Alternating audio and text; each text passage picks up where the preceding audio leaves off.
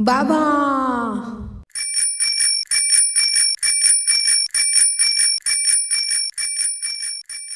মফস্বলের সেই ছোট্ট গলিটা আজও মনে পড়ে।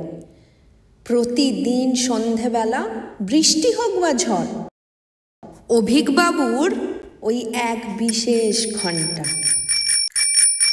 সেই সুরটুকু বাজলেই বাড়ির ছোট্ট ছেলের চোখ ঝলসে উঠত।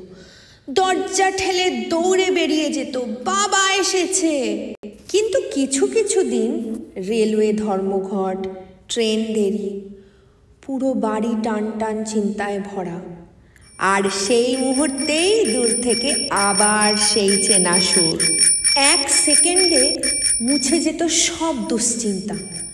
সেই ঘন্টাটা যেন বলতো, আমি ফিরেছি তোমাদের কাছেই। আপনাদের জীবনেও কি এমন কোনো বিশেষ শব্দ, গন্ধ কিংবা দৃশ্য আছে যা স্মৃতি এখনো হঠাৎ স্পর্শ করে হৃদয়?